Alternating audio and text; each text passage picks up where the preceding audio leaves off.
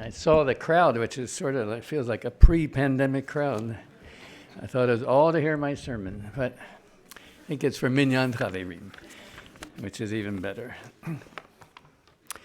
Summertime and the living is easy. Also, it's an especially good time to give the news a rest and study some Torah, especially when it's a piece of Torah that is familiar to us. As we already alluded to, the last part was read in the Shishi from the Shema, which we say every day twice, and which helps us to think about the challenging world we live in, where bad things happen to good people sometimes. So it's nice for me to be back on the Bima, back in shul even. I'm very COVID adverse for the first time in a while, but don't worry, you are never far from my mind and heart. So we're in the book of Deuteronomy, which is the least known of the 5 books of the Torah, because Judaism is on its summer vacation when it's read. There aren't B'nai Mitzvah. I think next week is the first, yes? And its relative obscurity turns out to be not such a disaster, because much of it is a repetition of the earlier 4 books of the Torah. In fact, its name it gives itself, it seems, in chapter 17 is Mishnah Torah, which is like the repetition of the Torah. It's not exactly the same, but it's almost the same as the other 4 books in terms of its narratives and its halachot. Its style, though, is more like the books of the Bible that follow it, Joshua, Judges, Samuel, Kings, than it's like the books that precede it, the 4 books of the Torah. But that's a different discussion, biblical criticism, which for another day. So Moses, remember at the beginning of his career, he didn't want to speak at all because he didn't think he was up to it. Now gives a many-chapter oratory with flowing rhetoric. Before his death, 5 different pieces of teaching, looking back on the 40 years in the Midbar as they were about to leave it. And Deuteronomy is different from the other books in kind of stylistic ways, but also its main thrusts are a stress on monotheism and loyalty to God. It's the most theological of the 5 books.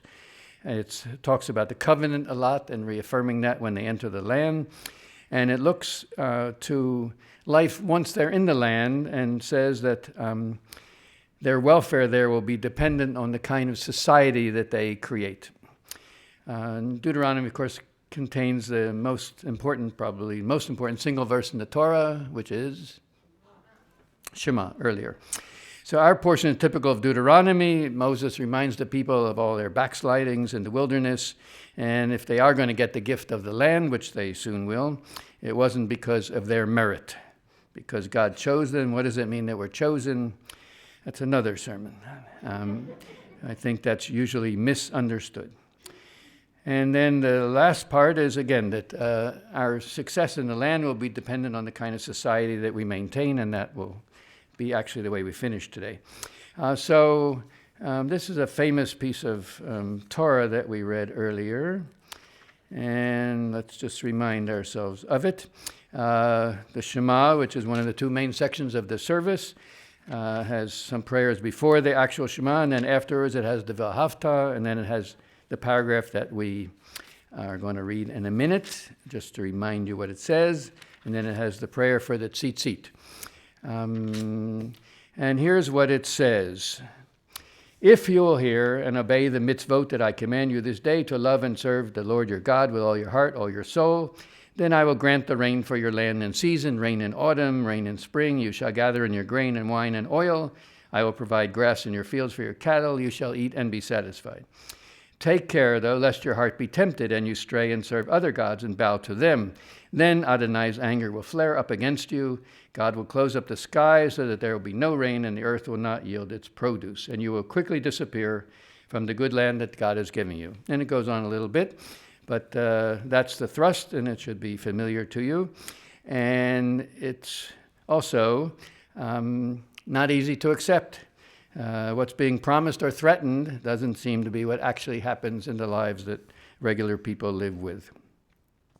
So this paragraph that I just read, the second paragraph to Shema, has played an interesting part in the history of the Reform movement, which in its earlier prayer books removed it completely. And then in its new prayer book, also removed it completely. They had a long debate, but they decided to go with their predecessors and left it out. And I guess you can understand it. It's hard to accept it. It says that if you do good, God will reward you, and if not, God will punish you. There'll be no rain. So that bothered the reformers, and if we're honest, it bothers us too. We're not farmers, so it's a little remote, but it bothers us more because we don't see a direct correlation between what we do and what we get. And that's been true ever since the book of Job. We've known that there are good people who do not become prosperous, and that there are bad people who do. Every one of us knows from our own personal experiences that there does not seem to be any direct relationship between the good we do and the rewards that we receive. So what shall we do with this second paragraph of the Shema? How shall we understand it? So one solution, which many of us have, is to go through it a mile a minute. If we even go through it at all. We read the first paragraph on the Shema, the Vahavta on the other hand, we read it carefully, we usually chant it. The tzitzit prayer, that paragraph, we read it carefully, we often chant that too with the Torah trope. But the second paragraph we zoom through at traffic camera exposure rates. And that can't be the solution, rattling off words without any meaning. It's not a high form of prayer. So what shall we do with this passage? How shall we understand it? We're not the first generation to be troubled by it. And if we had more time, we'd tell you every one of that, every generation who was. But my own answer, in case you can't wait, is that basically life is not random. We generally reap what we sow, but there are no guarantees. And that works for me most of the time. If life were totally random, how could anyone maintain their sanity? So this is a corrective. A little more on that later. But first, a little sidestep to the name of the parasha, Akev. Names matter. The Torah's names for its approximately 52 sections or parshas, those matter too. Like Bereshit, or Lech Lecha, or my bar mitzvah portion, Korach. So I always like to quiz people on the Torah portions, especially those that are named after people. So I'll give you 30 seconds. Those of you at home should not be using the chat feature. How many are parshas are named after a person? And even better, in what order? Okay, to yourselves.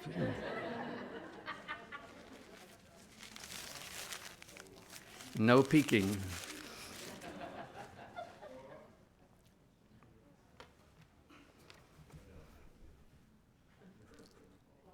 Okay, first, Noach. Okay, second, Chaye Sarah, the life or the death actually of Sarah. Third, very good. Who said that?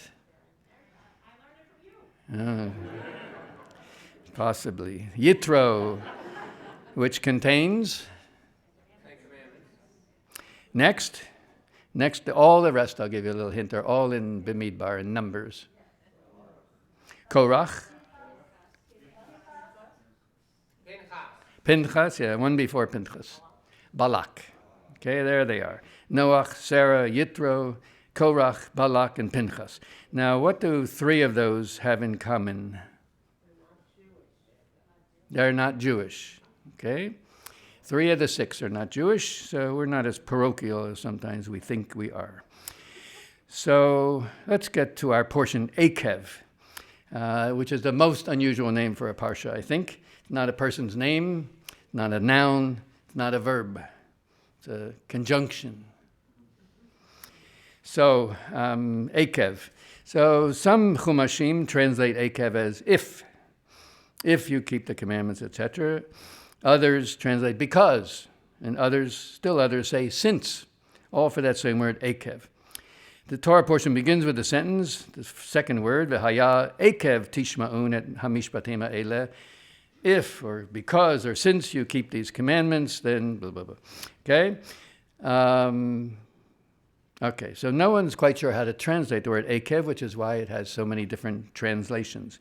And the reason why it's difficult to translate is because it's a word that usually is used in a totally different way, which is The root, ayin kuf veit, heal. Okay? It usually means something relating to heal, and it is the name, part of the name of the maybe most important patriarch, Yaakov. Why did he get that name? Because V'yado ochezet ba'akev Esav. When he came out of the womb, the second of the twins, he was holding on to his brother's foot, his brother's heel, his akev. So he got the name of heel, and in some ways he was. So how do we go connect that word heel, which means akev, which means heel, to the beginning of our parsha? If, or because, or since you follow my commandments, akev. So literally, the footnote in Eitz Chaim, if you had a chance to look at it, says, maybe it should be translated on the heels of, or as a consequence of. Not bad, eh? As a consequence of your obeying or not these rules, God will favor you or not. But alas, nobody translates it that way. That'd be too easy. So Rashi comes to the rescue, as usual. He finds a real link with the word akev, and he says, or asks, what commandments is God encouraging us to focus on and promising us a reward for?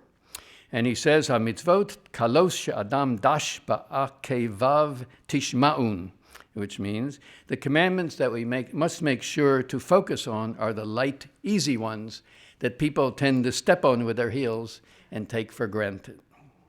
So when it comes to the big commandments, everybody's careful to observe them. But when it's the seemingly small ones, we tend to step on them. Little things, though, do matter. So there may be this parsha, Akev, with its name holding an odd place in our tradition, and its uncertain meaning is telling us a lot more than we think, that little things do matter. But back to my main goal. What do we do with this text? Its prominent place in the Siddur, and the fact that it's theologically troubling and crying out for some explanation or justification. So in a real way, if we take the pshat, the simple interpretation of this paragraph, makes perfect sense at this scary time in our history. Not theological sense, but practical sense. Because it's compelling in what we see in front of us. If we live right, we will get rain in the season, and if we go astray, the heavens will shut down, the earth will be infertile. And because our generations haven't lived right, environmentally at least, because we have disregarded our responsibilities as God's partner, maintaining this amazing world that we have been gifted, we have created the reality that we see in front of us on the news: drought, fires, melting ice caps, rising seas, climate change in all its scary reality. Now, we weren't irresponsible on purpose, but we also are not doing much to head off the environmental disaster before it's too late, or maybe it already is. We want our cars to drive the 3/4 of a mile to downtown Bethesda, and we want comfortable HVAC, and let somebody else worry. So maybe the literal understanding of these actual verses about nature's response to how we act, maybe it's right on, and we ignore it at our peril. Or more accurately, we ignore it at the peril of our offspring. But note that the people contributing the second most to climate change through its large carbon footprint is, I believe, us, the U.S., China number 1, and we are number 2. And despite what we are putting into the atmosphere every day, we are, so far, here in America, hardly suffering very much. So Deuteronomy, which says there is a direct correlation between how we behave and what we get, doesn't work perfectly with regard to the environment and the pshat of this paragraph either. And we're still left, finally, with the theodicy justifying God's ways to mankind. Why do good people not always get rewarded for the good? So remember, it says you will be. And we say that paragraph quickly, without much thought, even though it's probably the most theologically difficult paragraph in all the prayer book. And that is saying a lot. It speaks of God's reward, punishment. We say it twice every day. God will reward us or God will punish us, and we mumble through. So the belief in God's reward and punishment has been a fundamental part of all religions from earliest time, and even now. On a regular basis, someone comes to me when I was not retired with sadness and adversity in their life, and their first question is, why is God punishing me? What did I do to deserve this? It's not fair. Or, I did this and that to help other people less fortunate than I am. So many mitzvahs, and here I am with nothing in the bank and a few thank you notes that don't solve anything. People truly believe that they will receive divine goodness if they behave in the right way, and divine retribution if they do not. Even in the Bible, Job's friends argue that Job's sufferings are caused by his sins. They tell him, confess your sins and God will remove your suffering. So now some questions. How many of us do good to try, in part at least, to receive some kind of reward from God? Not just a few, I assure you. And another question, how many of us would still do good if we did not believe that God is some kind of divine parent ready to mete out punishment for our transgressions? How many of us love God with the hope of receiving rain in due season? Early on in my days at Bethel, I confessed to being guilty of some of the same expectations publicly. Told about when I was on an Amtrak trip, returning from a business trip to New York. I was working for Hillel those days. And as we were disembarking, I noticed an older woman wrestling with a heavy suitcase in the upper rack, overhead rack. I helped her get it down, no big deal. But I confessed to you then that a little piece of me was hoping that Hashem was watching and that a few points would be added to my plus column. I really did. Of course, I knew and know rationally that there is no direct correlation between our behavior and our material reward or punishment in this world. We will always find righteous people who suffer greatly. We will find evil people who seem to prosper. One comes to mind. The second paragraph of the Shema, if taken too literally, is simply not true. Or as the Talmud teaches, it is not in our power to understand the rewards of the wicked or the punishment of the righteous. Life does not work in such a simplistic way. If so, why bother being good if we don't expect a reward or punishment if we should deserve it? And the answer is clear from Pirkei Avot. Mitzvah goreret mitzvah, which can be translated, the reward of a good deed is simply the good deed, or the reward for a good deed is doing another good deed, meaning no reward. Or as we say in English, virtue is its own reward. We should do the right thing because a life of virtue is a worthy life. We should do it with no expectation of reward, but simply because it's the right thing to do.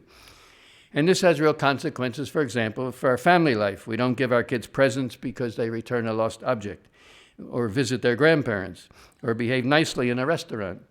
Kids need to do the right thing for its own sake.